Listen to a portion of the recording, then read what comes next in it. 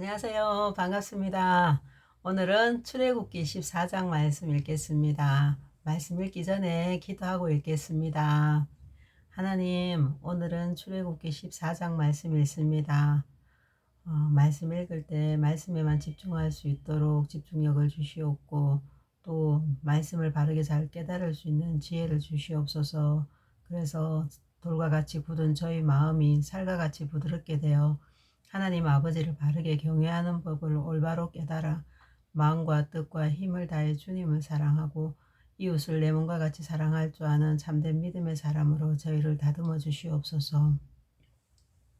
아브라함과 이삭과 야곱과 요셉과 또 다윗과 또 다니엘과 그 친구들, 그리고 베드로 바울을 말씀으로 다듬으셔서 믿음의 사람으로 사용하신 하나님, 저희 삶 가운데도 함께 하시며 저희들을 말씀으로 다듬으셔서 오늘까지 인도해 주셨음을 믿고 감사드립니다. 그리고 지금 이 시간에도 함께 하시고 세상 끝나는 날까지 내가 너희와 함께 하겠다고 약속하신 그 말씀 따라 말씀대로 주님께서는 저희와 함께 하시며 저희를 말씀으로 다듬어 주실 것을 믿습니다.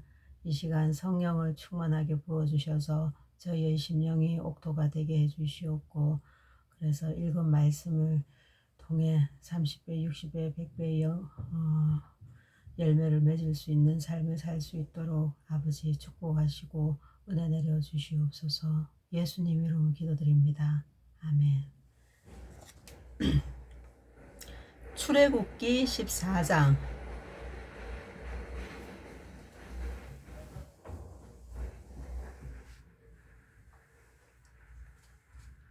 롯이 죄송합니다.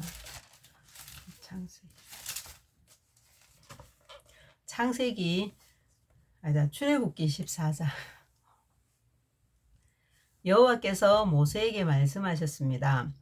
이스라엘 백성에게 뒤로 돌아서서 비아히롯 앞에서 진을 치라고 말하여라. 그곳은 믹돌과 홍해 사이이며 바알스본 맞은편의 바닷가이다.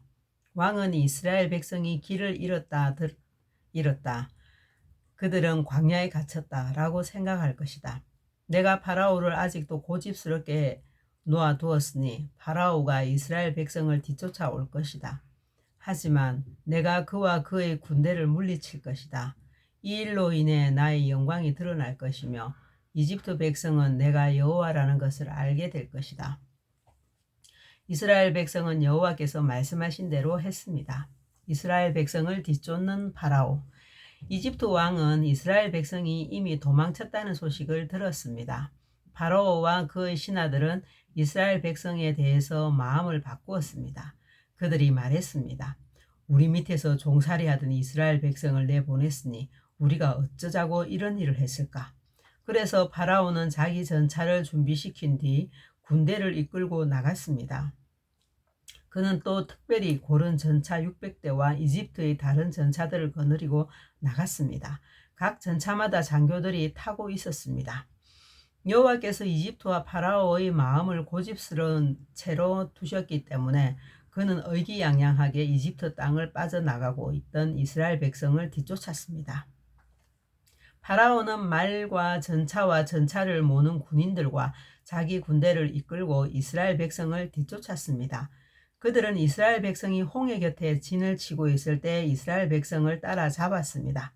그곳은 비아히롯과 바알스본에서 가까운 곳이었습니다. 파라오가 가까이 왔을 때 이스라엘 백성은 왕과 왕의 군대가 가까이 뒤쫓아 온 것을 보고 너무나 무서워서 여호와께 부르짖었습니다. 이스라엘 백성이 모세에게 말했습니다.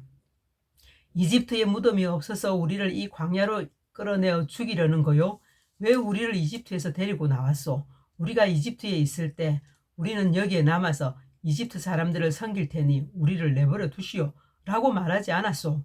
이집트 사람들을 섬기는 것이 광야에서 죽는 것보다 우리에게는 낫소. 하지만 모세가 대답했습니다. 두려워하지 마시오. 굳게 서서 여호와께서 오늘 여러분에게 베푸실 구원을 보시오. 오늘이 지나면 이 이집트 사람들을 다시는 보지 않게 될 것이오. 그저 가만히 있기만 하시오. 여호와께서 여러분을 위해 싸워 주실 것이오. 그때 여호와께서 모세에게 말씀하셨습니다. 너는 왜 나에게 부르짖느냐? 이스라엘 백성에게 명령하여 앞으로 나아가게 하여라. 내 지팡이를 들어 바다를 가리켜라. 그러면 바다가 갈라질 것이고 백성은 마른 땅 위로 바다를 건널 수 있을 것이다. 내가 이집트 사람들을 고집스러운 채로 둘 것이니 그들이 너희를 뒤쫓을 것이다.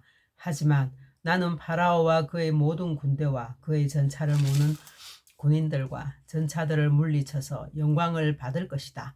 내가 파라오와 그의 전차를 모는 군인들과 전차들을 물리쳐서 영광을 받게 되면 이집트 사람들도 내가 여호와라는 것을 알게 될 것이다. 이스라엘 백성들 앞에서 인도하고 있던 하나님의 사자가 이스라엘 백성의 뒤로 옮겨갔습니다. 그리고 구름 기둥도 이스라엘 백성의 앞에서 뒤로 옮겨갔습니다. 구름 기둥은 이집트 군대와 이스라엘 백성 사이에 섰습니다. 구름 기둥은 이집트 군대가 있는 쪽은 어둡게 만들고 이스라엘 백성이 있는 쪽은 환하게 만들었습니다. 그래서 밤새도록 이집트 군대는 이스라엘 백성을 따라잡지 못했습니다. 모세가 손을 들어 바다를 가리켰습니다. 여호와께서 밤새도록 강한 동풍을 일으키셔서 바닷물을 뒤로 밀어내셨습니다.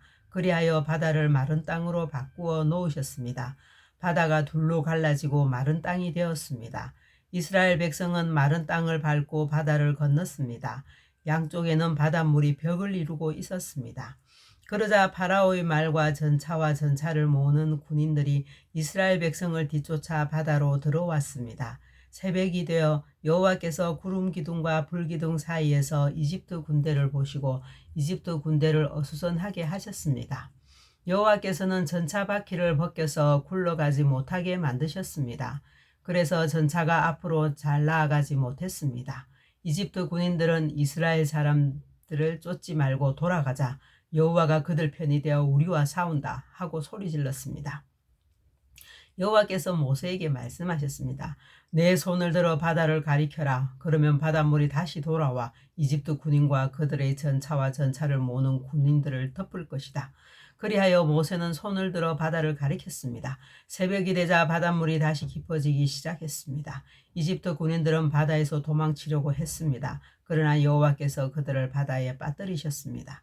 바닷물이 다시 깊어져서 전차와 전차를 모으는 군인들을 덮어버렸습니다.